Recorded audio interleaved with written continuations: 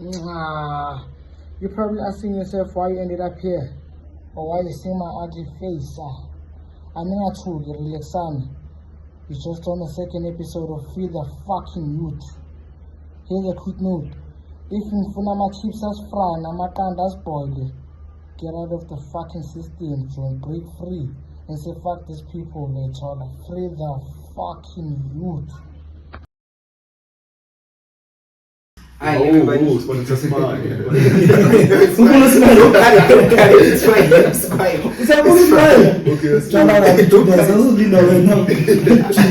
Hi everybody. Welcome back to FTYA, Free the Youth Africa. Remember, it's a movement, it's an organization, it's whatever you want it to be. And gents, before we get into today's topics, I want to introduce and welcome back Sam. Ghost Sam is back. Ghost Amo is here. Silas is also here, and I'm also here. Unfortunately, Spay is not here. Yeah.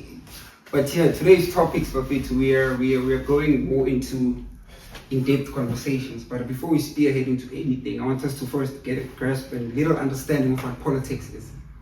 We can just share a brief worldview of what we believe politics are. Because I don't have any major in politics. I don't study politics. Yeah. I just interact with politics because politics are part of my daily schedule, part of my everyday life. So before we get into it, you guys can just give a little brief understanding of what you think politics are. No, but do you have an opinion as to what is politics? As to what politics are? For me, I believe it's the interconnectedness of people and organizations. The system, we have this saying the system. We have a system, the state. Yeah. That's the political sphere of everything, the interconnectedness of people. Because you see, like India, if you have India on your side, that's why we need Indian bricks. But yeah, you just can give a little brief worldview of politics. No, for me, politics is like something natural.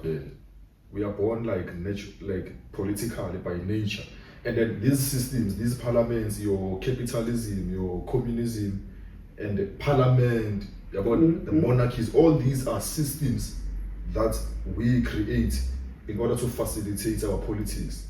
Wait, I have a follow-up question on what you said. Can we now track back to more of an African scale if we had politics in your explanation and opinion? I'm gonna get to everybody else, but to ask you, before Westernization, did we have those things where we had our own politics? What systems? We had the likes of chiefs and kings and all those things in Africa. But now I'm asking you if we had any politics involved in that. Yes, all people have because all people are political. Yeah. That I think by nature, you don't choose to be politics. You are born into politics because remember that in order to survive as human beings, we must form groups. And an act of forming group is an act of being political. So we are political by nature. Now the question is, did Africa have systems that they put in place in order to facilitate our politics? Example, democracy, the parliament, communism, and others. And the answer is they did have systems. That is why they speak of, they say Africans have, in Ghana, during colonialism, they did a research whereby the administrators of those colonies of Ghana wrote like a report back to the queen or the king, I'm not sure, saying, I have recognized that these people have a very, very effective system of democracy, more effective even than our own system of democracy. Meaning, Africans had their own systems of facilitating our own politics before other systems were imposed upon our societies. I see you already going in depth into this conversation. Fundamentally. Please keep up with that spirit. We're coming back like this. We're going to start cooking on this political conversation. And to jump to our ghost this side. Your thoughts on politics. How much you James believe politics is in your worldview? And I can't debate any further than what you guys have said already. Because I think it's what we built into, We find politics in religion, we find politics in culture, we find politics in the government. So I think that's how we structure the system. We get to discuss our thing. It's not the government. Politics is not the government.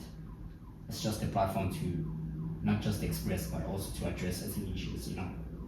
That's right. So, the government is like a system that helps us. It's used to facilitate our politics and our Facilitate, political yeah. opinions actually. Because I also heard you mention politics and religion in the same line. We're so ready for that conversation. Sure. But I don't know if you James are waiting for it. A conversation of religion and politics in the same context. So but we are building the grassroots into that conversation. Oh, we.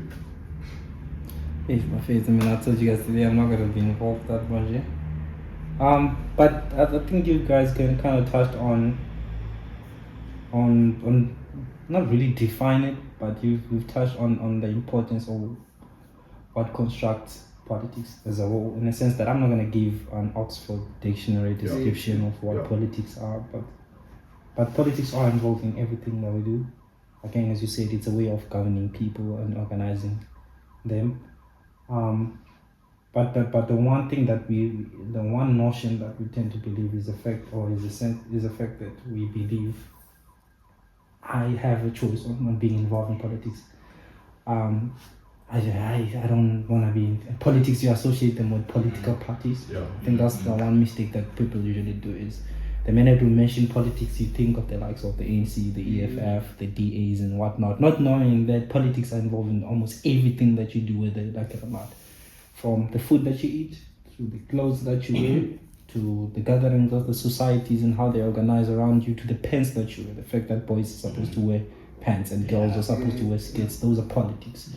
The fact that you're supposed to have teddy bears and others are driving cars and he's dinner, those are politics. But again, I'm not gonna give an Oxford dictionary definition, but politics again, which is very important that he touched on, politics and religion, those are always together most of the times through the history of time, which is something that I'm not gonna politics and religion have always been best friends. Please, let's have not always go been into that best friends. conversation. And the mistake that people usually do is they always try to disconnect those as if politics are not invested or not part of religion. Before you can praise a god or anything, you have to eat food first.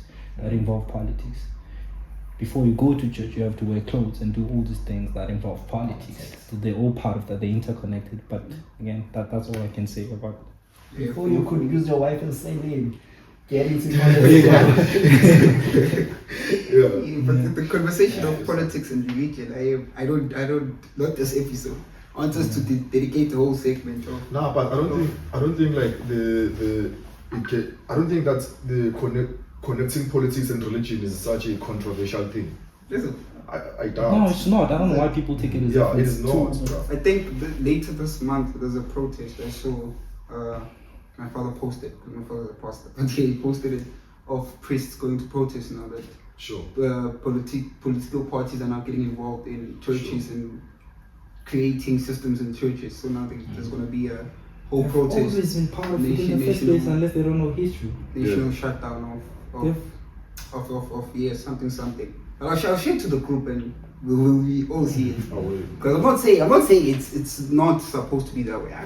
It's been like that since the days of ancient religion and But church, and all these things have always been part of it. Okay, never mind. This is still But check, the reason why I believe that connecting politics to religion is not such a controversial thing is because if you reflect on it properly, you might see that actually the Bible can say is some sort of a constitution. Yeah, it's political. A political it's political. constitution. Moving forward. Because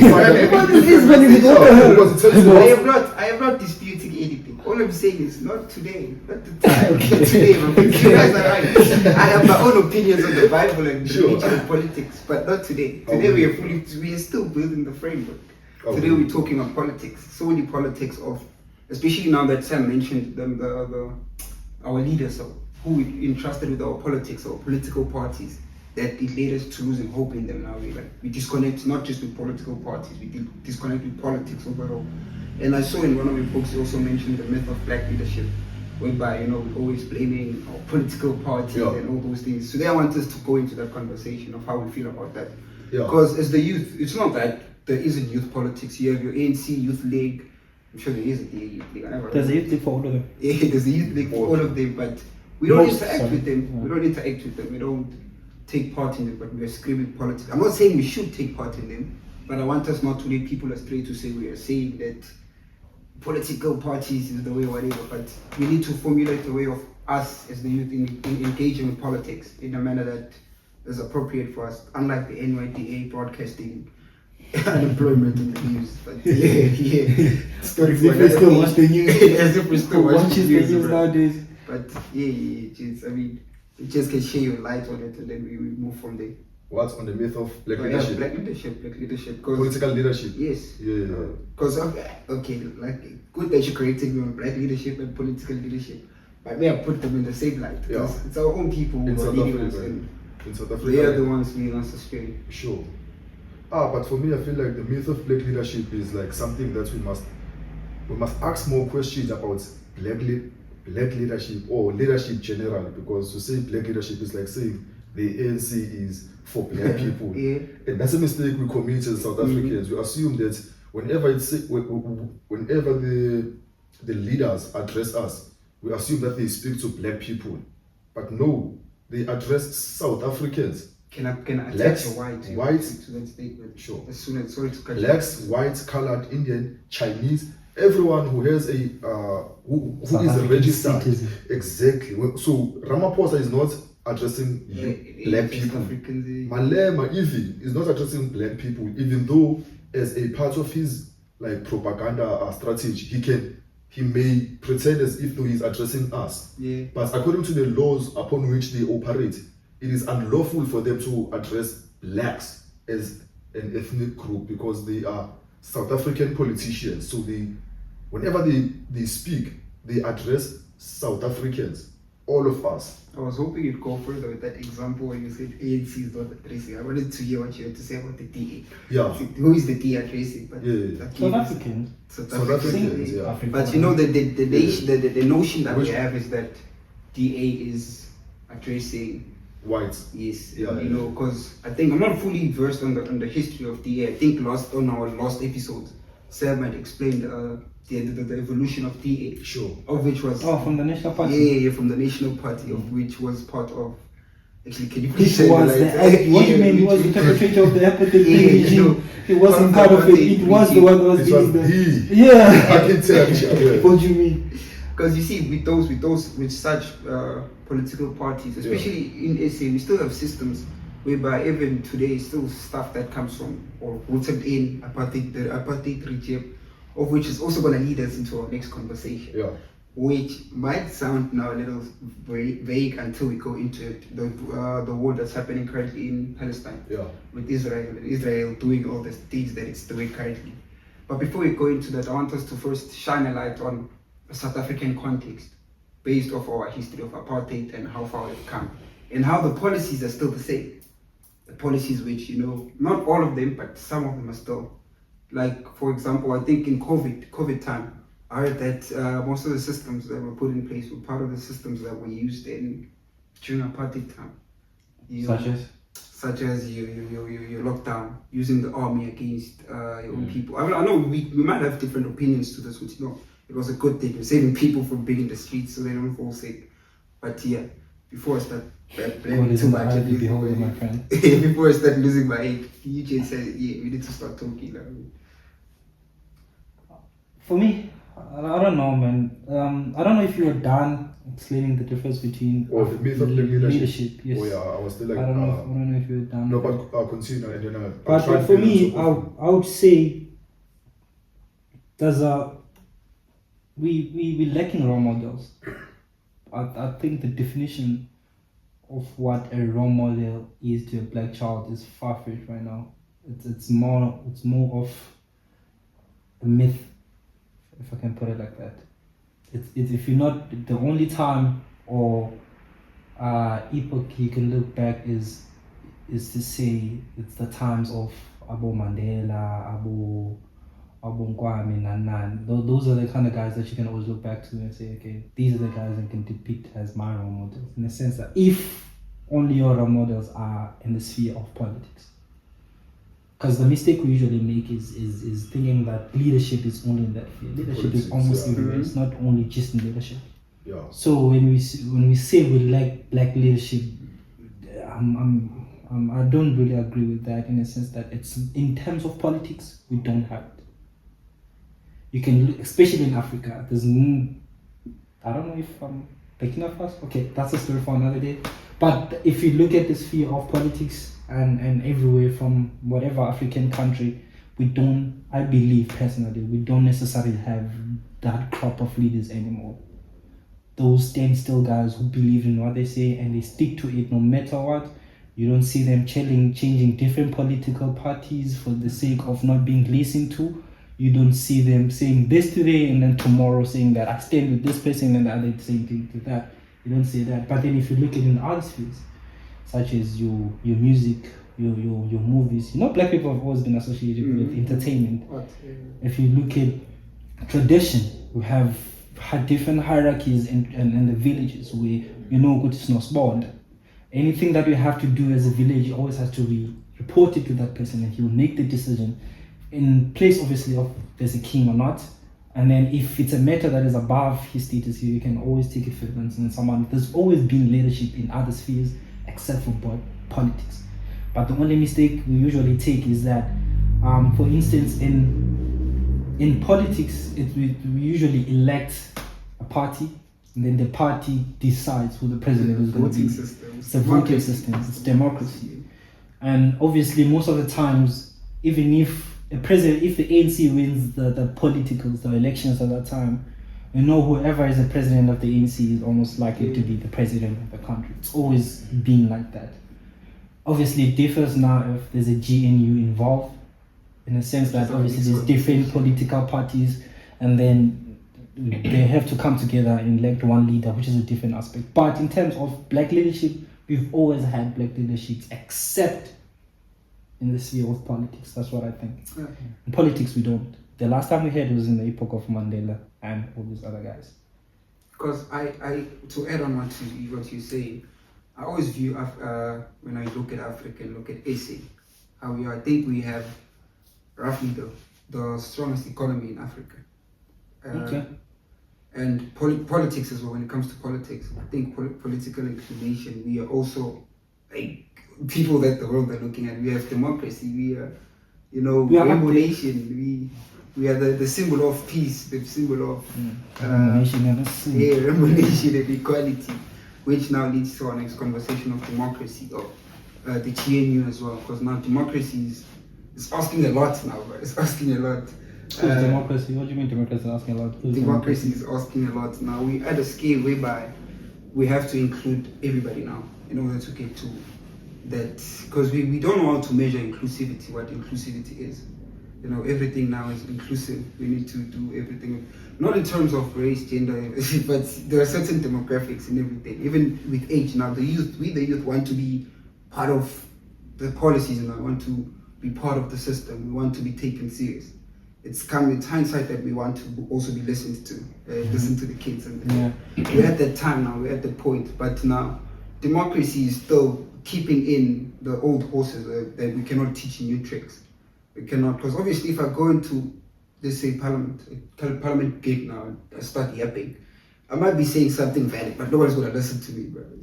That's what they did to that schoolgirl. But if we're shouting that we need to exercise our politics, but no one takes our politics seriously, what is now, especially now since we have the author of Young Souls, we need to know now what is the key to all of this, of getting us involved in such spheres. Because I'm studying public accountability. I'm hoping that someday I can have policies in place whereby we, the youth, actually, what we say actually means something and something is done about it. Because No, but for me, whenever you say our politics are not being taken serious, who should and who must take our politics serious if we don't take them serious? Yeah. Who? It's impossible. You can't respect a person who disrespects themselves. And you can't take serious someone who doesn't take themselves serious. Because as a youth, even when you remember the teachings of Steve Biko, he says the black man must now play the game for himself. So we can say the same thing with the youth. The youth must play the game for themselves. Now, how can we play the game for ourselves if we are not even showing signs of willingness? Because I'm sure all of us understand that in order to act politically, we must be in groups, we must be organized. You can't act politically.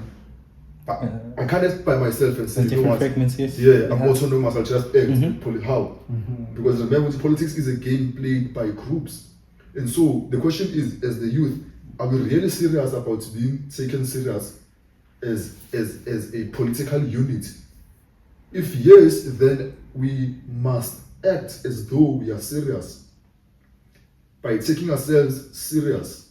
Because the only way now check, the reason why the ANC, the DA, the EFF, all of them are playing games on us is because they know without our backing up, they have no power.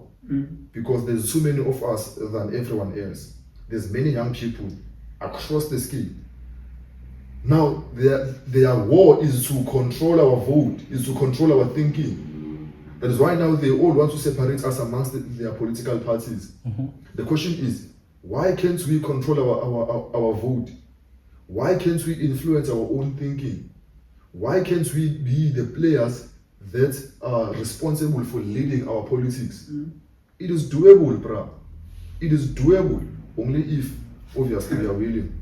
Self-determination, self-organization. Self-organization. But do you believe that there is, okay, besides believing, what other system could we use in place besides obviously being fragmented into these different portions of the political party? As a unit of the youth, what else could we do besides joining the ANC Youth League, the EFF Youth League, the DA Youth League, or whatever? No, you see, and have a similar message. You see, the politics of the youth will never be serious so long as we are fragmented amongst these political parties.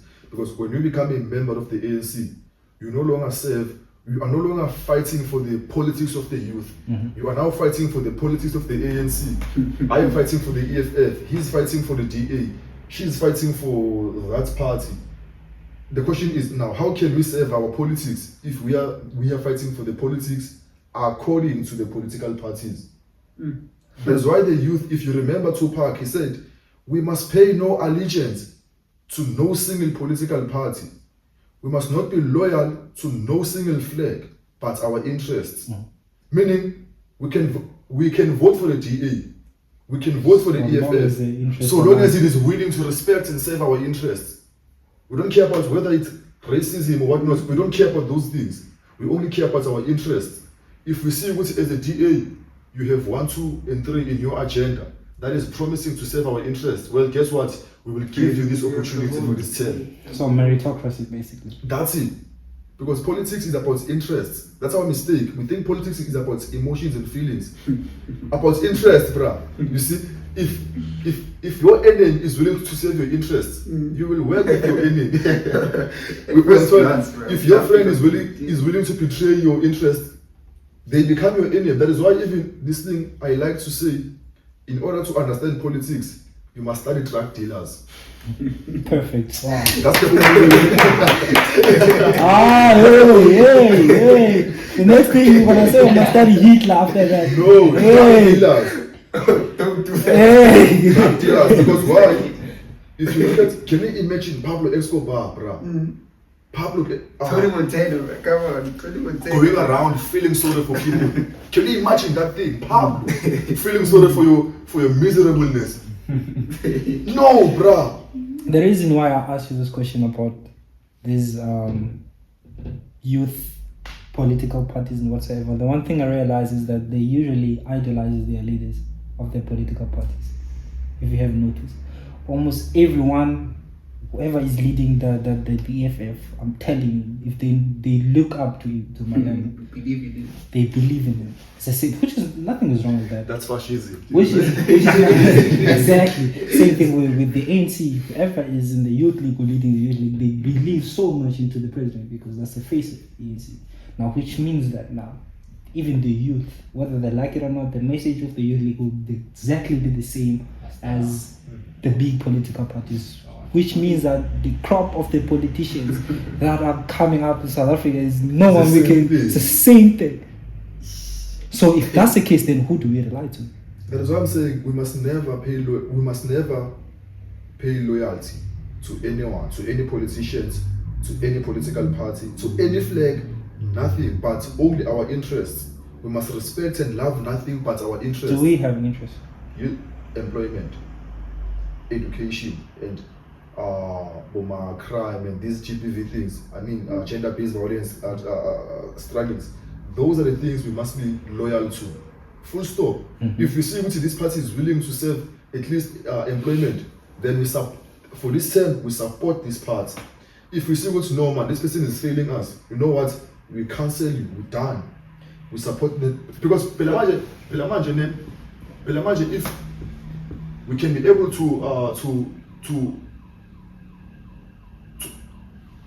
put fear into their hearts, because they know what's Esa. If I am not serving their interests, they will no longer vote for me. So I must serve their interests for them to come back and vote for me, even for the following term. That's the only way we can. No, this goes back to accountability. Yeah, putting shame on them, bro. That's the thing. Sorry, with this conversation, I want us not to lead people astray. So it sounds like we are saying this is the right party, this is not the right party, this is the right. Because I don't know if you gents are politically. There's no right party, my friends. But also, we are not saying do not vote. Because before, another thing that happened is that people have been now reduced to a manifesto. We read, we see our names, we see fancy stuff on the paper, and we're like, yeah, this party is. Yeah. And then we give the ANC has been, bro. If you see their manifestos, beautiful, bro. Beautiful. Yeah. Policies. Well written. Yeah, Left and right and whatnot. There's a time Skumba was making jokes of Vigilambalo when he went on the roast. And he was saying, you see, he's here making fun, this is Taban and what. But when it's time to election time, is serious, it's massive vote. And that was funny, but in reality, it is true, bro. When it's time to be doing the work, we are having fun, laughing, eating the money. But is it just the politicians that are myopic though? Is it just it? I don't know. Because the one thing I realize is that we can, I don't know who said it, you can always point the fingers to another person that are fault for pointing back at you. Because we keep on saying that our politicians, they're short visioned, they have no thing, and the only time they think about the people is when it's come to time to vote. But who votes for them? But if the manifesto is pleasing and it's been there since 19 what as much as I can remember. The conversation always goes back to now the context of consciousness of this thing. You are in a position where you're hungry, you need whatever you can get at that moment. And the ANC is coming bringing t-shirts, bringing food hampers. I'm jumping on that bandwagon, because most of the time when you're in a situation whereby you're in need, codependency. That's how they build codependency. That's why we ended up with the UN, let me not use names, but codependency. Because you see, when it's time to vote, people are in a situation whereby the economy is really bad. Even now it's bad, it's going down. They know that, 2029, next elections, you'll see people will be happy again. Gonna build that spirit in people now. The ANC is here for you guys. We are here for you. Whatever you need, we'll give you the t-shirts, we'll give you the food, we'll give you whatever you need for that moment so that you guys can vote for us. And that's because, you're in a situation where you need it. Whatever solution is at your doorstep, you're taking it. Yeah. You're taking it. Because that's why I'm saying people are being reduced to manifestos. You don't get to see the full-fledged picture of what's happening. Yeah. This is why I want us to do you think people really read the policies in those manifestos? Nobody does that. Nobody does that. Before you go through the manifesto, we don't even know our own constitution. Or believe the constitution. Chapter 2, the Bill of Rights, we don't even know. Sorry having this conversation, because we don't engage with our politics. That's the thing. Politics, because first time I heard from you when you said the police and the constitution, it was the actual time when I went to look at the constitution. I was like, what the fuck is this thing? What the fuck is it? Because it still looks like what it used to look like back then, but it's just now exactly the same. they added Ubuntu as the Batupili principles, trying to make it fancy and Ubuntu stuff, but yeah. Police still works for them. It's exactly that.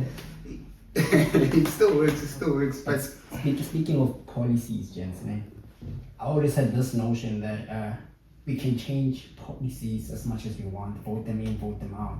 But if we can't change the culture of the organization, if ANC its culture is corruption, but the process is other way, I don't think we can do anything else because it's just a thing written on black and white paper. Yeah. But the culture is still the same. The actions will still remain And the us same. as outsiders or the youth who are not part of the organization, you can't just come in and change the whole culture. Given, for example, the place that we're in, is the culture is just like that. We have policies around it, microaggression, racism, whatever thing is. That's the policy stay that they don't want it, but the culture is still. Like, that's what's happening. So how do we influence culture in that sense? Can I say something vague before anybody answers a detailed answer? The people. It's connected goes with back to the people, yeah. It's connected with the people. Yeah. That's always my solution to all of this. That the people. Goes Because back mostly we've, like I said, we've been reduced to policies. Absolutely right. Everything now is just policies. These policies, we come to Stellenbosch, there's nothing we can do to change anything. But we're here to gain a worldview. We go back at gas, we see certain situations. It's not like we're gonna go tomorrow and say, Machita, we're starting a protest. So I was like, let's go, we are tired of this. It's not gonna work. I heard also you guys mentioned the youth of Nepal. I also want us to have that conversation. I said let's have it on the podcast so we can have this argument, because also I think it's also a rash decision to just say let's go burn their houses, but it's also a viable option. Yeah.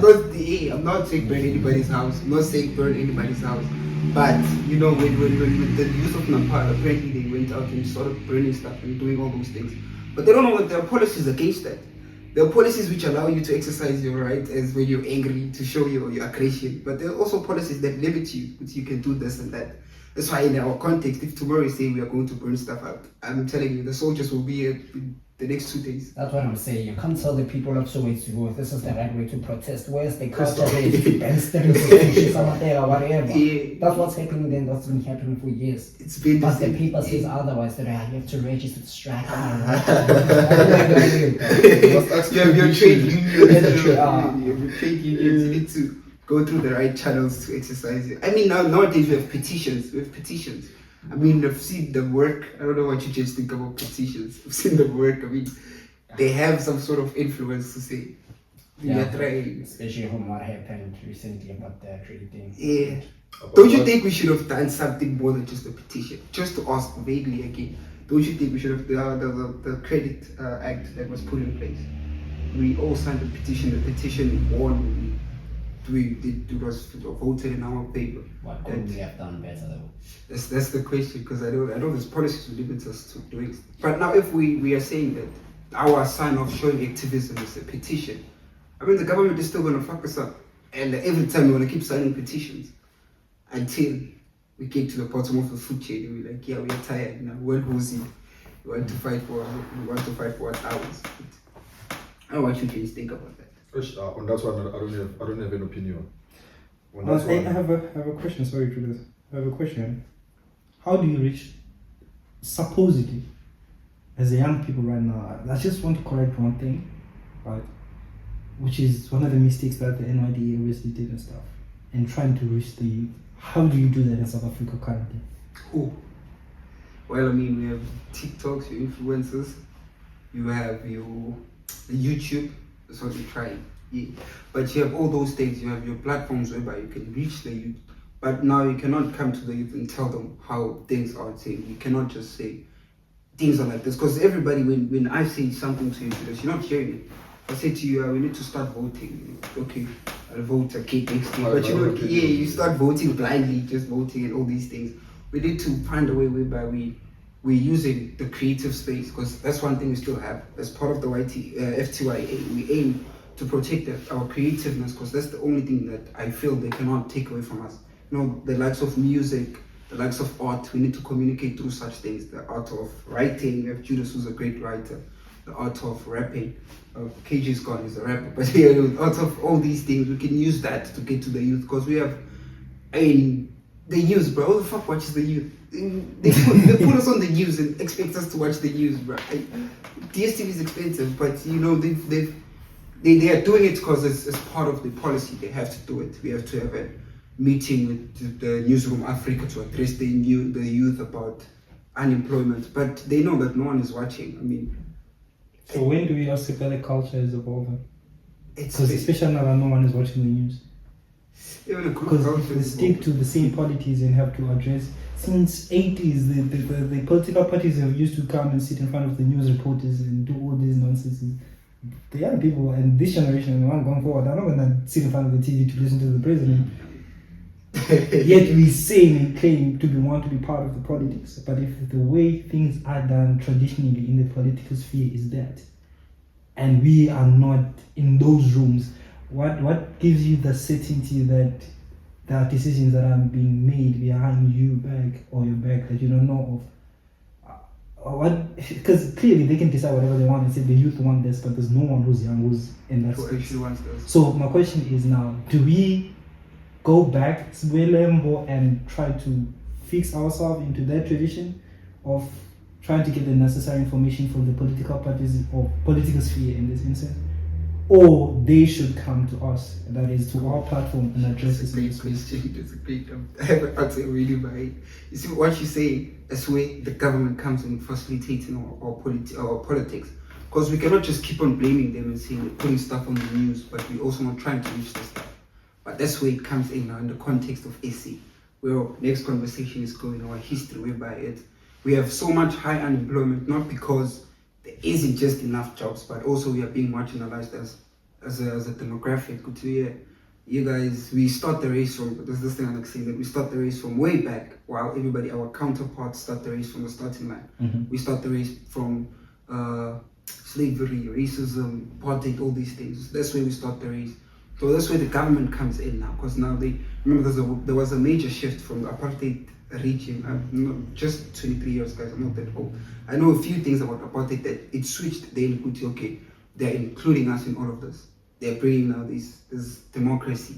Everybody has to be included in all of this. There needs to be equality. We bring the niggas in now. We bring all the niggas into this, and we have a system that functions for everybody. But what they did is just change minor tweaks to the systems. It still favors the white man. So for us, that's where the political parties come in now, because they form part of government. They are in charge of facilitating that interaction of us with politics, up there with political parties, how we interact with all of that. But now if we have people who are like, okay, no, it's fine, you guys can watch the news, we'll put it on the news. We also have ourselves to blame that we don't watch the news, because it's they've done their remember part. last time I watched TV, bro. I mean, also, we have TikTok, our attention span is done now. We have kids who would stay 5 minutes. 5 minutes is a long time now. Some people cannot even look at a phone, focus on one thing for a long time. I mean, this episode will be 1 hour and nobody's going to watch the whole thing. But please stick around for more. Because the reason I'm asking this is because we are saying all these things and complaining and whatever, but at the end of the day, we have to find a middle ground with this old man. Yeah. As much as we can sit here and call them buffoons and all these things, they are our leaders. And the minute you call an old person or person that is older than you incompetent, that is disrespecting an African in our context. culture, In our culture. Yeah. No, Now- Mara also said that's incorrect. If a No, let me finish so that I'm not making a No, statement. no, but Okay. respect the political leader, and as obviously as an elder, there must be some level of So respect. as a public servant, Yes, you have to. but politically, there's no As remember. a public servant, there's Yeah, no. you there's no hurry, you yeah. have to answer for it. But Because I remember there's a case got Danny Jordan that he was being questioned by this other guy. I forgot his name, Liam something. He was part of the DA and then he left and went to join Baba Ham. What's his name? Baba Ham. Gaten. Yeah, he went to join Gideon Mackenzie. There's a case that I think it's Danny Jordan is still going through right now regarding the FIFA thing. I think there was money that was taken whatsoever. So he was questioning him into whether he thinks he's a leader, he's a good leader or not. And he laid down all these things and telling, insinuating how incompetent he was as a leader and everything. And that, as I always say, a good dancer knows when to leave the stage. Yeah. And by the time you leave, you should also be obviously willing to open room to say that whenever you want something or want suggestions to this, you can always come back to me. But my part is done, which is one of the failures most of our leaders are failing to do, is that hence we should shuffling them all the time. Yeah. 1 minute you're a minister of this, other time you're a minister of that, which Which insinuates that they're not leaders at all. They're not leaders at all. But then now, as a young person, especially now with the background of being African and respect being a huge thing, Ubuntu and everything, you come back and tell this old person, regardless of whether they're a public servant or not, that you are incompetent, you are useless, there's nothing we can do for you. With a sense of respect in it, can we? I don't know, that's what I'm trying to ask. Like, because now at the end of the day, we can't keep on saying that and calling ourselves African and whatsoever. Yeah, but That time when it comes to addressing, we are being disrespectful. Now you have kids on TikTok all of a sudden just coming and taking my cap. I'll punch the shit out of you, boy. I would slap the shit out of you, I'm telling you. But when do we how do you connect this to being respectful at the same time addressing this? The major issues that actually that are affecting us. Because for me, I think I said this first episode that we can use the word fuck as many times as we can. But for me, I also sometimes, because in what I'm studying with most people who are public servants and people in public spaces. Most of the time I want to ask these people, what the fuck is happening? But I cannot do it because that's not how I was raised. I know how to speak to adults and I know how to interact with people. I go there, ask, like, we need to also remember with culture, because that's another thing we've lost as Africans. But I don't want to make any assumptions. I'm not saying everybody lost it, but it's something that was killed in Africa, culture. We don't have culture anymore. We used to be cultured, bro. Oh, you'd walk into a man's house and you take your cap off, you take your hat off. Nowadays, I can put my cap facing that direction, or whichever direction. People don't care about those things anymore. And it's slowly dying out. And as it dies out, a new culture needs to come in. That's when now you have your new corruption cultures, your groove cultures, because I think groove is a culture now, bro. It's becoming a culture as well, baiting culture, all those things. Because we've killed the African culture of Uchi, Ubuntu, love thy neighbor, do this, do that. As an African, you have to do this. Me, when I go buy water from the mall, bro, sometimes people watch me. This is a kid, this other, they help me carry my water up until the house. But people were watching me struggling with, I don't know what I was thinking, carrying so many bottles, but people were watching. But this kid helped me. And when I looked at him, I told him, nah, bro, you're a real person, bro. Not these other people on the streets. So I'm not saying everybody's not real. But he helped me, bro. He helped me. So, because again, it's going to go back to some of the lost episodes that we've had. Conversation of diversity, how it has entered the home of the black man. Now that we see ourselves more diverse than we are united, we able to see the differences amongst ourselves. Not embrace them. And not embrace them. We look at our classes, which causes a whole divide again between the people. People who are at the bottom of the food chain also want to be at the top of the food chain. People who are at the top of the food chain don't give us the fuck about the people at the bottom of the food chain. But yeah, I mean, that's something before. Because I want us to go, the conversation we're aiming for is the conversation of the war that's happening currently. Because I see now there's a lot of wars breaking out. We are heading towards a very crazy time in the world. We are heading towards a very crazy time. But I don't want us to speak vaguely about the war. I don't want us to act like experts on the war. But before we continue to the question of war, I think the question of respect in politics and how you criticize a leader with respect. Remember what respect, these men have introduced us to the systems of the Europeans. That says that according to democracy, you have a right to criticize a leader, and he has a right also to accept the criticism without Pelamaji to say, nah, he's old, he's an elder, you must show respect. That's abuse. It's like you're choosing when to. Yeah, that's abuse, because they say, according to this system, that we are borrowing from the white man and implementing as our operating system, that of parliamentary system, democracy, and all this voting, political parties and everything. This system, its philosophy says that there must be freedom of expression, freedom of speech. Now, if I see that Ramaphosa, as old as he might be, if politically he appears to be useless, I must be able to say, without fear of saying, nah, this is disrespectful and whatnot. No. Because why? The system he introduced to me gives me the right and the opportunity. In fact, it gives me a green pass to say, you are allowed to criticize this man and call him out. So as Africans, we must never allow our elders to abuse our culture in the name of politics. You know why I'm asking this? Because one thing I realize in South Africa is that as much as the youth is almost 2 times the older generations, but we still have a huge chunk of old people.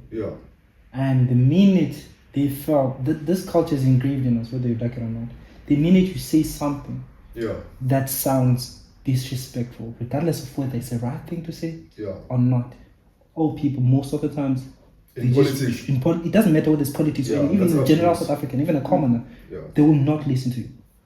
That if this thing happens in a political scene, that thing it's abuse. And that's the thing. I'm not disputing the fact that is abuse of The power. abuse of power. No, It's of just culture. it's just this thank you. Manipulation. It's just culture that we have. That in the sense that it's the same as, but then now, that's why I always get conflicted in the sense that now, when do you choose? For instance, do we still use or abide by the political But things obviously- at the household? Yeah. Because at home, whether you like it or not, as much as I'm right, if I'm jailed, I have to sweep and wash the dishes. And I know this is not That fair. is not- This is not fair. Q is sitting there, everyone is sitting there, I'm doing all these chores, they're not doing anything. But the minute I'm told to do this, I'm supposed not to question as an African child and do that. It's a problem. It's a problem. Yeah. Now, with that same culture, without reasoning, it's the same with the political sphere. That's the problem we usually have. In the Bible, as it Africans. says, Hey, in the Bible, That's where we it going. Okay, okay. says, in the Bible, it says, I'm trying to make an analogy. Okay, Follow me. okay. In the Bible, it says, the woman must never say anything at church. Whatever she has to say, she will say at home to her husband. Now, this thing is an analogy to say that the discipline you apply at home and the relationship you have with the elders at home must not apply even in political spaces. What happens at home, the kind of respect and reverence that we show to our elders inside our home must never apply whenever we are out of the household and are engaging in a political dialogue. Because by so doing, then some of us is oppressing and suppressing the voice of the other person. If I will be afraid to criticize Zuma because of his age, then by default, Zuma is being anti-democratic because he is suppressing my voice in the name of age. That's age discrimination. That's what they do to the youth. That's That's what they do to discrimination. the youth now. If you come out and have your opinion, regardless of the value that it has, whether it's It might be substantial or insightful. not, insightful or not, no one is going to listen So I'm saying because of listen the to the age. kids. Or what? Hence, I was asking. In politics, It's almost everywhere. Almost everywhere, dog. It's difficult. They don't necessarily listen to a young person. Hence, I was asking that question first to Kuti. Now, how do you find a medium of communication? Because these people are engraved in using the news or papers and whatsoever. Because they're old. Why do you think they still produce newspapers? I don't. Who reads that thing? Nobody reads newspapers. I'm telling you, each and every store that you go to buy food, there will be newspapers and magazines. But we The don't. latest. what is We the don't. point? The point I'm trying to make is that we need to find a way. That's why I was asking you, how could we do it? Do we find a medium of reaching the old people and the young people, something that's in between that's going to communicate between them, to make sure the line of communication is not lost? Hence, I was asking, the respect has to be there, but then at the same time, we are addressing. In politics, That's what I'm asking. I don't know. That's what I was asking you guys. Okay. my conflict Yes. is What is your conflict? my Because you keep conflict asking is this politics. my conflict is these values of the young and old that we play by at home must never apply in Must the stay in political home. scene. Must stay at home. Okay. That's why I said, as elders, there is no reason to disrespect your. If you are young, there's no reason whatsoever to disrespect your elders. But if this elder and I are engaged in politics, that is why they say, "Akekho mdala, akekho mncane." In politics. Akekho mdala, akekho mncane. This is why I Ushiyane like science. ngemisebenzi yakhe. This is why I like science. Okay, let's do this now. I see where this conversation is going. I asked the question earlier on about the history of politics in African countries. Yes, sir. This will allow us to apply culture to the conversation. Because I think that's where we're at now. We can't apply culture if our politics are not informed ours. by. Our culture. yeah. We are working by democracy, right? So what does democracy say? Because remember, democracy does not recognize African culture when it comes to politics. At all. It's a Western doctrine. So why is it that whenever it comes to criticism, now suddenly we must remember African culture? It's an abuse of culture by these people. Because And how? And how? You see, when I mentioned democracy, I said we, the youth, want to be involved now. We are at a stage whereby, but democracy doesn't have an exit point. It only has an entry point. What do you mean? It doesn't have, okay, in terms of you used the elders that we have middle ground. But now, since you cannot do that, don't you think it's hindsight we push out the old, bring in the new. Because now we're in a stage whereby we now have AI and all those That's things. scary, my friend. The They theory just- of- the theory of replacement. Yeah, what you said. Not replacement. I mean, they've done. I mean, we also need experience in certain areas, which we need the wise. We need. What kind of experience are you gonna get from We need. It goes back to the conversation of history. We do not study history to criticize or to see defeat in it, but we use it to apply what we now see ourselves in the current modern day context. Whereby if you have, let's say, I go into a career of working at Home Affairs. Yes, sir. As an older person was working there, Yes, obviously sir. I need insights about the systems and all that. Whereas I'm bringing you insights and technology and all those things, because I think we, the youth, are well known for tech stuff. I think that's the only thing we are limited to. If my computer, if a grown person's computer is acting up, they'll call the youngest person in the room. Yeah. Can you please help me? If your phone is giving you problems, they'll call you. But if they need help signing, I don't know, a document or reading it, they will call you. But you might have insight on those things. No, those kind of things. And now that's where democracy is. We had a situation, I think, from this from next episode, we start touching also on education. Because I always had this thing of saying, even education, we have teachers who are now it's time that it's fine, we've seen you. But we also had some disagreements in terms of bringing in younger people into the educational space.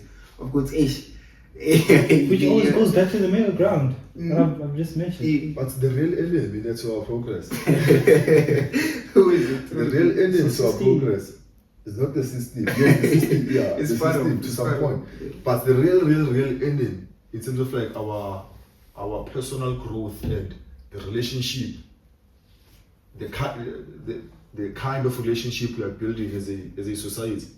The real enemy are the people who are in between the young and Oh, the old. bourgeoisie is the middle class. Yeah, what are the Yes, what are the You people said who you are be studying it like you said. Yo, those bourgeoisie is my the friend. people, Yo. the people who are no longer the youth and who are yet to become the elders, the in-betweens, Okay. those are the real enemy. Can you please expand on that? Because why? They envy to the young.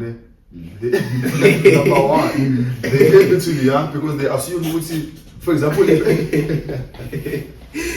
Like I said in the intro, disclaimer, every opinion and idea is entitled to everybody who's saying it. Yes, So, sir. this is, we're Yes, listening, sir. we're listening. The envy Because to the young. they envy to the young, and at the same time they are anxious of being old. Now what they do is, because they hate our vitality and they hate the wisdom of the old, they create chaos between our vitality and the wisdom of our elders. Because they are in between. Okay, okay. You understand? They know what I can never be young anymore. And they assume as I grow on, I keep on losing something about myself. And so what they do is they create this chaos between the youth and the elders. Because remember, the Bible again says, the Bible says the eldest in your community will dream dreams, the youngest will see visions. What do you need, bro, if you have dreams and visions? What can happen if you combine this visionary mindset and this dream based on wisdom, understanding of what happened in the past? You have power. But now because of these middle people who are jealous and afraid as well, what they create this division between the young and the old, trying to block the coming together of this vision and these dreams. That's our real enemy. I don't know. I get what Are you're you saying. saying we shouldn't have a middle class? I'm saying, it's like the question of beauty. Ne? Yeah, that's a great example. The question of beauty. Those who are in the middle, they believe beauty, being young is like beauty, freshness, energy, vitality. And then they believe beauty, being old is obviously being tired and yada yada. Now, what they do is, because Bona Abeko content with themselves, No, we must all suffer. they are discontent with themselves. Now, what they do is, people remember, who is in control of most things in society? Usually, those people who are in the middle. They control most things. They are the ones who, for example, our teachers are in the middle. Most of them. Pay our taxes. The people who, our managers and CEOs and executives are those who are in the middle. Now, if they are discontent about themselves, do Do you think they'll allow us and our elders to be discontent? I mean, to be content about ourselves and bridge this gap? I doubt, bro. They will create chaos. You see, that's what I wanted to I ask have the to question think of about how. this. I want to ask the question of how. How are they influencing? Because I see you mentioned education, that you have them in these spaces, you have them in your CEO positions. But I don't want us to sound vague and sound like we're pointing fingers to everyone except ourselves. Yes. I want us to now understand who are we referring to by saying, and how are they influencing all these things? Check. Who you check, ne? Think about it, Jaya. Who influences our thinking that today we say the elders are useless? Actually, our in between. And who convinced the elders that the youth are mischievous, they are balawulegi, they lack discipline? Who? Those who are in between. Is this a coincidence? Is this a coincidence? I need us to figure out who those in between are people. I don't want people, because most of the time with messages like this, it's about how a person perceives it and how a person hears it. That's why they say sometimes you need to explain things like you explain them to a 4-year-old. Because sometimes how you say something might sound right and it sounds like, but how somebody interprets it, it's very completely different. Because now people are starting to, I might assume, okay, who is he talking about? Who are we referring to here? Who is that middle that we're talking about? Especially in systems and in policies, who are we referring to? Because I remember this one time I said to one of these ladies that they just appointed a new NYDA CEO, and for me that guy is not young enough to be part of the youth, but apparently he's still under 35, and you need to be under 35 to be part of the youth. So in my head I felt, okay, maybe I was the one with the wrong description or wrong imagination about what the youth is. I thought he was talking about the vibrant young ones who are actually doing something, whereby now they're bringing this guy who's man is really he's in his career mode, he's in his prime, but he's not understanding the message of the kids. He's not getting the kids, which majority, because I think you mentioned that the youth there's more of us than them, but there's too many of us. But now we cannot do anything. And I assume that's where you say that the middle class comes in. That's where the disruption is. So before we can I want to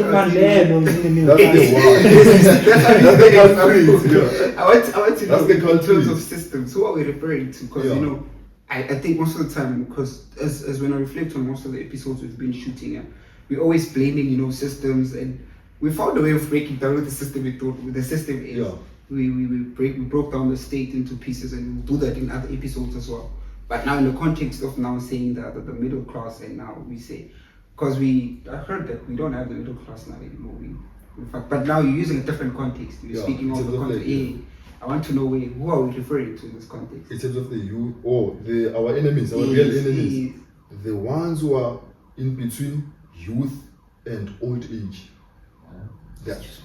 Those who are in between this, those who can't say I'm young, I'm a youth, and who can say I'm now old, but who are in between.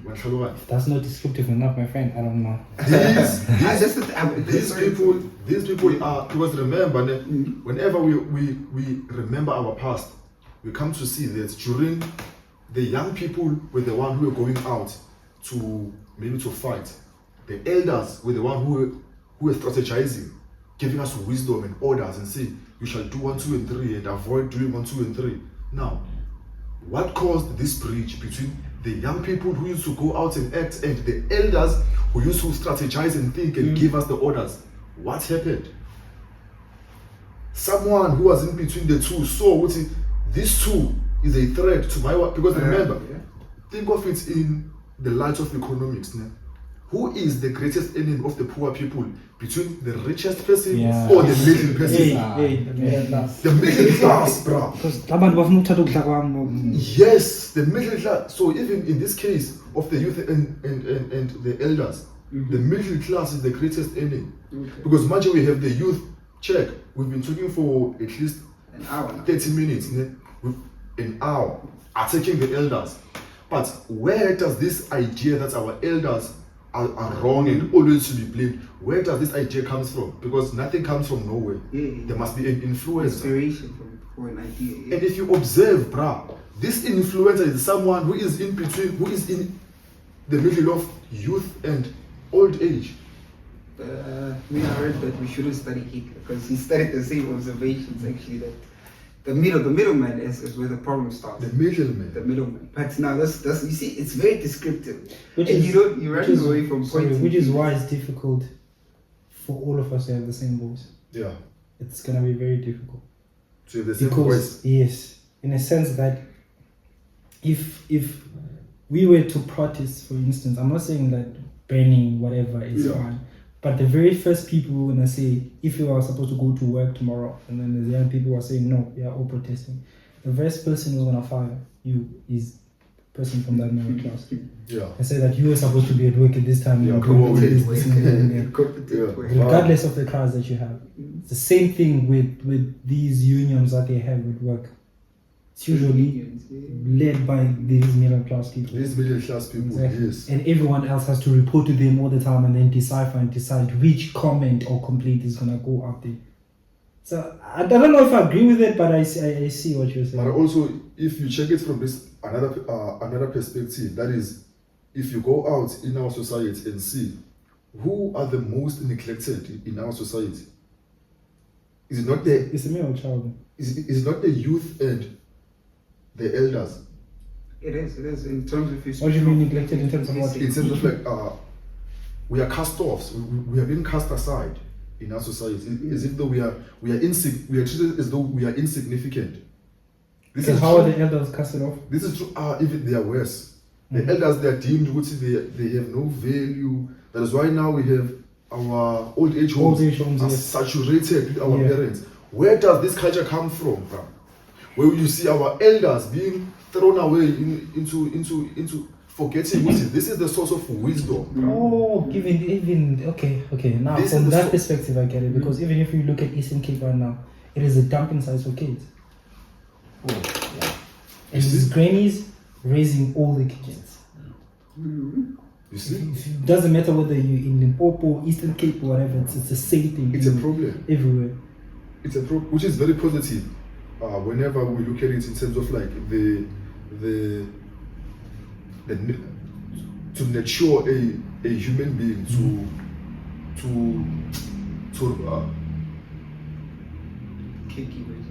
I don't know, the development of the individual. Because if you check, in most cases, the people who have this relationship with their grandparents, their parents, and themselves, usually they turn out to be even more mature Yeah. than those You who mature just really fast actually Yeah. if you were raised Yeah. by your grandparents. we are born and end up. But those who had like these millions, it's a trouble. Bro. It's a trouble. Okay, from that perspective, I get your point. But yeah, SARS. That is why I say, children, if maybe you are religious, I'll give like an example. Children must go to church. Why? Because the church, they are all ages. We understand. It's beneficial for the child because it gets it They even have feeds. special elders at church. Can I the section called for elders? Do you understand? And check, these elders are responsible for teaching us the ways, Yeah, giving you the guiding wisdom. us, giving us wisdom. And then the millions are the one who are our choir leaders. They are just for fun, to keep us like motivated. And then there's us, the learners, the one who are being Politics. groomed. Politics. Where one. So you need all these things. There must never be a gulf between, because all these age groups are very foundational. It goes back to the aspect of politics again. But then we're still supporting the fact that I said we do have leadership. Yeah. Leadership, black leadership has always been there. But it's just not in the political sphere. And that's when we actually start to judge the aspect of being good leaders. Yeah. Only when we look at politics, Yeah. everything else. Even in communities, guys, there are leaders. Community leaders. They are leaders. But the only thing that pisses me off about them is that they're not willing to take a stance on themselves. That's why we have all these things that are happening because, again, they're not a community. Our leaders. No, the community as a whole, there Local. are always people who are Yeah. in leadership. You all know that, guys, if you get I will get all Yeah, the information that's that I right. need about this. They've always been, but the only problem I always have with them is that they know all this information, but they're not doing anything about it. Aish. That's how right now we have people who are getting targeted in the townships because you need to pay this and then you get killed. and there's no accountability for that. Because, like AP, for instance, I'm telling you, there are people who know what happened there, and there's a community, but they're not willing to do anything about it. Because Pierre also says about Yeah. bro, if there was one thing I realized about old people, they don't feel shit. That's one thing I realized. Old people don't feel anything. There's things that have happened. Why do you think sometimes when they're tired, they just take someone out and they burn it with tires? Where did the fear go? What does that mean? Because there've always multiple instances where the community one time just decides like, we are tired of this boy. Yeah. And they do something about it. It's the same thing with South Africa. I think we're headed towards that direction right now.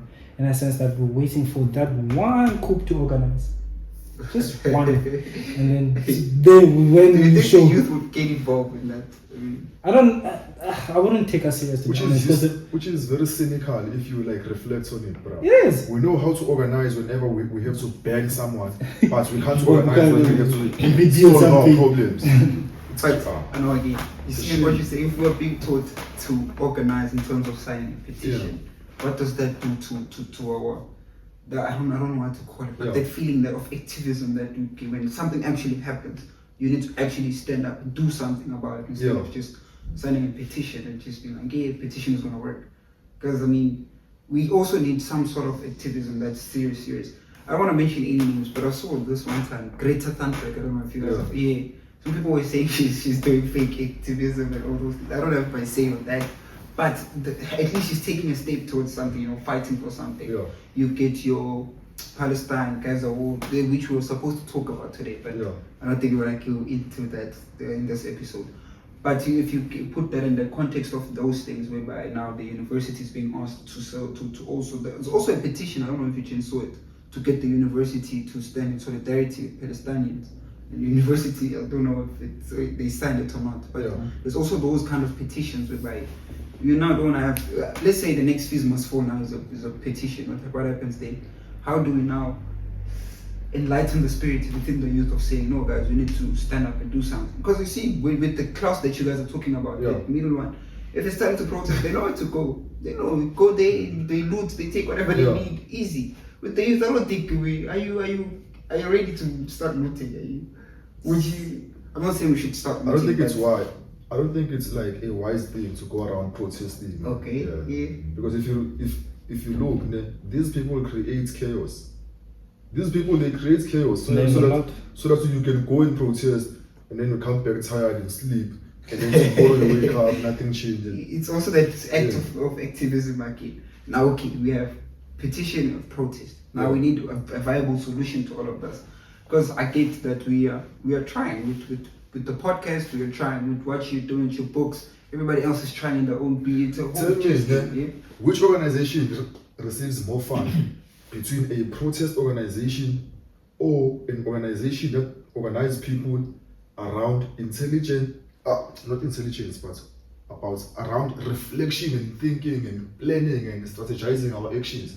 Which one receives more funding between protest? The one that just protests in jail house. It's not obvious. Why? It's obvious. Because they know it's their fun. You'll protest and then what? That day. You'll go around shouting, and then as you shout, your leaders are looting the money we are giving to you, and then nothing changes. You copy. But they know if you sit down and plan and think about it, and think about it, bro. Think about it. That's where the works of Steve Biko come in. The works of Marcus Garvey, all our great heroes come in. We bring them into the context now, which is where the conversation of history should be based. But for today's episode, I don't know, Jens, still you Jens have anything on your minds that you want to, or you feel we haven't touched on properly? Nah, today's episode was just chilled actually. But the only thing I'm realizing is that I do not think common South African understand what's going on in this country. I think it doesn't take a scientist obviously to realize and read the situation. But I don't know if it was Steve Biko or whatever who said the first place that you can revolutionize a black person is through their mind. And I doubt common South African is free mentally. I doubt so. And I haven't seen signs of any of that. Of awareness, in a sense that you realize that the only thing that you're supposed to get from the government is not just water and a house to stay and electricity. The only thing you can get from politicians is not the fact that they get to visit you when you're about to vote and they give you t-shirts. That's not their job. And these people are not famous. They actually work for you. Can I use the word entitled? Most of the things Yes. that they tout, they Everything they're that, entitled. yes, everything that they have is because of you. You are in charge. Actually, you're their boss. They're not. Public It's not servants, the they're they public exactly. You're their boss. They don't. You don't work for them. It's not. They're not there for I was marriage. saying- by I marriage. think- I'm saying these people are failing us. Who? The politicians are failing you. I'm not sure if The- it's the the public. because that's the thing. How do you fail a person that doesn't even know that you are failing them? No, Mara, it doesn't matter whether they know or not. That's not the point. The It point does is- because the point is- it does in a is sense leaders, that are they failing us because they have a responsibility despite us being aware or not being or not being aware? Mhm. They have a responsibility. Now the question is, yes, we are not aware of what is going on, but are they fulfilling their responsibility or they are failing us? the last I time can we answer that question with my ears closed. Yes, they are failing us. That's one thing I can do out of this. I can straightforward say that they are failing us. Our leaders, I believe, they've been given so many chances to do something about everything. I mean, today we're in a state of crisis. I don't know if people notice this, but the world is, the country actually is just getting worse and worse. I think also the conversation of the middle class, that it's gone now, disappeared. I say middle class now. We have, it's either you're rich or you're poor. You need to decide where you fit in. Because again, it's going to go back to the conversation of apartheid, when the systems were now being tweaked to allow us to also be part of the system. But now when we get to it, the people who are put in charge to facilitate that, the shift, the transformation, they are not doing their part. They are not doing what they're supposed to do. We are also, because we are not being taught our history. This is what has been deprived to us. don't know to it. Our land belongs to us, all those things. We are not being made aware of such things. So we don't expect that from the government. What we expect from the government is, I don't even know what we expect from the government, but we expect something. No, but for me, brothers, I don't think these people are failing us. What do you think? I feel like we are failing ourselves. I fully agree to that as That's well. what I still, said, because you can never show me no single hero of black struggle who taught us to expect anything from the government, not even one. You can't point one hero of ours who fought for our so-called liberation, who said we must learn to depend on the government. They all said we must learn to depend on ourselves. We must learn to trust no one but ourselves. We must understand which no one is going to help you Come but back and- yourself. Now we bring the conversation of SA against the country that we live in. I fully agree with that we need self-determination. Yes, sir. You need to start with the individual. Yes, sir. To change yourself before you make any Because change. check, the US government is the most powerful government Super government in the world. Yes. The question is, are they powerful because they are powerful, or are they powerful because they are made powerful by their people? It is not the government, brothers, that helps the US people. But fundamentally, it is not the government that builds a people. It is vice versa. It is a people that builds a government. It now goes back to the conversation of us voting. In this instance, you're 100% correct. I'm just asking for a person who might have a different perspective. How do you? Again, we need to understand that as much as people are supposed to make themselves up, build themselves, goes back to tying a dog on a leash. That you can tie it for 400,000 years or whatever, but the minute as you release it, it becomes difficult for it to go away from that point because it's the only point that it knows. And you need to understand, as much as and as much as I hate this notion, but it's true, and I don't blame black people for always relying on the government, especially South African black people. It's because this is the only regime that was done or perpetuated to people because of your skin color. It's the only system where everything that the country or the way it operated was whatever the interests that are taken care of seriously is of a white skin color compared to a black. That's why it's difficult for almost any black person. If you look at your auntie, your grand, whatnot, and whatever, the minute they look at the white person, they look at a white person from a point of inferiority. That's the thing. It's the same thing when we take our kids or whatever to the Eastern Cape. The very same grandmother that you're saying this, she's teaching you how to grow up and be a man and do all these things. They're also teaching you to be inferior to a white person. As much as we like it, we have this culture of always looking at ourselves as dependent all the time. That means you depend on someone to give you the opportunity to do this. That's why it's the entrepreneurship with the young people. That's why we're so unemployed right now. Because even our education system doesn't teach us to be independent. Entrepreneurship is not a big thing in South Africa. It's one of those things where that particular one person decides to go on YouTube, look at how to be a mechanic, how to do plumbing things, how to do IT and all these things, and then all of a sudden you go out and do all these things for yourself. But the one thing that we should be taught is how to make ourselves money and be entrepreneurs and do all these things. But it's not that big. That's why we're crying about the youth unemployment right now. Because at the end of the day, even the education system is teaching us to go after school, you go sit at home and like, okay, now I have a degree, who's willing to hire me? It's what we are taught. It's set up like this, which I hate, because now I'm sounding like a broken record again, because we're blaming the system. People are saying, but it's how it's set up. And I understand if when we shifted this country from the state it was before 1994 and after, if the direction then was chosen any different, to make sure that it caters for a black person not to depend on the state, to make sure that each and every black person not only has the same opportunities, because you can have the same opportunities, but if you don't have the merit and the credential to do the job, chances are the one person who's going to be selected is a person who's of a different color, because they have the means and the paper, than me having to go to school first, learn, do all these things, and then go back and look for work. Work that I'm taught to go back and look for it, not for me to create my own thing once I'm done. So it's difficult for a black person, from my perspective, to be like, you know what, I'm not supposed to depend on the government on this. I have to make sure that I supply the means. But then that means I have to start from scratch. Yes, because I'm that doesn't even have power. Where am I going to get that power? I'm staying in a township that doesn't have good water. Where am I supposed to get that water? By any means, I'm forced to depend on the government. Whether it's through housing, through water, through roads, and going to the hospital and back, all these sanitary things, chances are it's almost like that. I just think it's very complex. It's complex. That's what I'm trying to make you understand. It's difficult, but I'm not to depend on the government as a black person. We owned mines, we owned land, we had all these things, but now all these things got taken away from us. To facilitate that relationship still, we have the government to help us now bring us back onto the scale. Because we start the race from very far back. I cannot fully agree on this conversation. The race where we started, we're not starting from the same point. Our white counterparts are really opportunistic. They have everything they need. They already have a worldview. They already have all these things. Whereas we still need to first eat. We need to survive first. We need to feed ourselves. We need to have light first so you can see where to find the food. We need to have all these things. Because I see now the youth unemployment rate is staggering with it. I won't lie to you, Jade. It's scary. Crazy. It's scary because now it makes you think, after this, where to? Because I saw on LinkedIn there's a joke now happening. People are selling their degrees. Like, I'm selling my degree, has never been used. Yeah. Because of the current state we're in.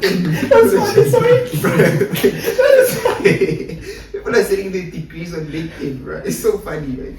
I love just them saying it, right? It's like so funny because there's nothing to do with it. There's nothing to do. There was a time in SA where we saw people they were standing on robots. Before I got to uni, I saw people standing on robots with written qualification and whatnot. I'm like, Bosaya, what were you thinking? But now that I'm here, I should go down the same route as well. Yeah, because I think we okay, completely different conversation. We have a thing of we choose the traditional the qualifications in varsity. You know, your accounting, your I think now nursing and teaching has become a major thing as well. But we used to go for the traditional stuff. I did something I completely had no clue about, sustainable development. And after that, I was like, oh shit. What am I supposed to do with this now? Yeah, but it gave me a very crazy worldview of how I see the world. Like, it's very even with those traditional careers or what is it called? Educational things, they are getting failed. We are crying right now. We don't have doctors are sitting at home. When we need doctors, we go to Cuba. Exactly. There are a lot of people who have medical degrees. There's a lot of people who have engineering, all these other things that we were supposed to. If you have to have that degree, then you almost guaranteed to get a job and all these things. But they're all sitting at home, which goes back to the fact that our education is built on depending on the state, whether we like it or not. Unless you do something that will teach your mind to be independent and do all these things on yourself. at the end of the day, if you do, for instance, you have a medical degree, a medicine degree, or whatever, there's no way you have the money and the means to open your own private institution after. With what money? In whose property? Thank you. With whose property? Who's land? If you're a dentist, there's no way you're gonna open your own small private dentistry thing. You don't have the means to do it. First of all, you still have a student debt that is sinking you down the drain. Which means that you're not liable, obviously, for loans or anything for you to open. If that bill was passed, you wouldn't be liable to have loan to build your own private thing and have all the equipment. If you're an engineer, you don't have the money to go out there and start your own small things. You are forced to dive into the very same system. And that is now for just these primary big industries or faculties that you're under. Unless you do something we don't know of, like sustainable whatnot. It's like, as it says on us. Salah is getting me there. Salah is getting you somewhere. But, so my point is, bro, it's almost, I understand, and I'm telling you, as a lot of people out there with like no one, I want to do something for myself. I don't want to have to depend on these people. But if the environment and the fingers are pointing all in that direction, what am I supposed to do? Because at the end of the day, for me, before I start anything private, I need to work first. Whether it's 5, 6 years, 10 years, and then I can save up enough money for me to do my own thing on the side. That's how we measure success. But education. But you just don't hear me wrong, bro. You are absolutely correct. Even our leaders, there's no leader out there who has ever said that we are fighting for the black people to depend on the state after their liberation. There's not even one. Which hence they even emphasizing the point of making sure that the revolution of a black person starts in the mind. But again, the state has to be involved in the liberation of the black people. And how they see themselves as not inferior. I'm not mine, I'm superior, bro. Marcus Garvey once asked, how can you help a helpless person? He said, how can the government help us if we can't help ourselves? Yeah.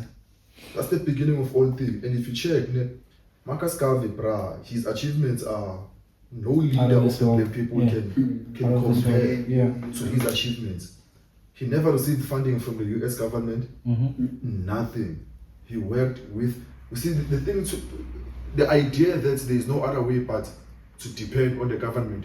I think there's something wrong with this thinking because it empowers this system, that keeps us enslaved. Because remember, whenever we look at the system of slavery in America, one thing was for sure: teach the slave to be dependent on your slave master. Because whenever they assume this attitude and tendency of dependence, then they become the most effective slaves. Now that means we are the slaves to the ANC government, who are the overseers of England and America.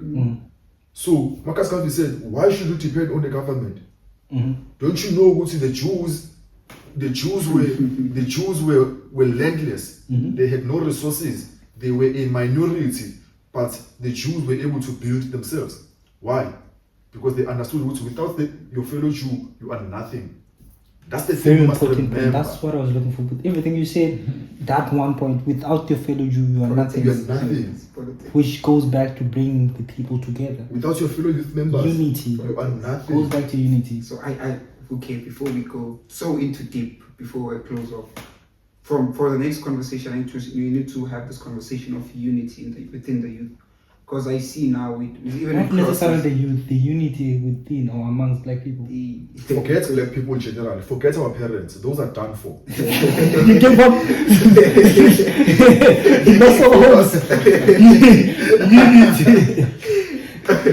Unity. No, but being realistic, they are old already. We need to push out. It is better to raise strong children than to fix broken old men and women. So our focus should be, even us, some of us, even if we are to be realistic, let's focus about changing us. We are done for. We are broken. We are broken. We are done for. Our focus must be the young, our nieces. Full stop. Our focus must be your niece, my niece, your daughter, my son. Those must be where we put our focus. Because as for us, You can't change me, bruh. Yeah. Now, I'm formed already. We have a perspective. I have a perspective, and I'm used to this government give and take. I'm used to this lack of confidence, this fear of strike. I'm now. This is my space of comfort. But the young one, they can. You can still Cook the brain. cook the brain, cook the behavior, shape and mold Yeah. them anew. You see, as for me and you, brothers, we can discuss this thing, but whenever we leave this door, first thing you think about, ish, Somebody you pay. kumele ngiyopheka or uzonginikeza nini uRamaphosa this whatever kumele nginikeze uRamaphosa or uzosithola phi ispan. You understand? Mara the young one, bruh, because even us, we can't even tolerate each other. We understand? We can't even tolerate each other. So how can we work together if there's no even tolerance amongst us? Let us forget about us. We are done for. The young one, because we know the right way. Then teach the young one, and forget about everything else. Well said, bro. This is what we're doing. I just wanted you to have the point of unity. Make sure you bring that. This is what we're doing. We're building a platform for all of this, for that, you know, setting the blueprint for the coming generation. Because I mean, like you said first in the intro, that you're studying the studies of the future. Yes, you sir. know, everything that we do aim to fight, you know, the present hardships that we have that shape our tomorrows, not just ours. And like you said, fuck us, bro. We've grown. Oh, we are done. We are done now. It's done broken now. already, bro. We don't want the upcoming generation to come into the same system Yes. that To follow makes into our us- footsteps. we are changing all those systems now. And with that said, ladies and gentlemen, thank you. Please like, comment, subscribe, share, and yeah, keep in touch with the content. Yeah, thank you.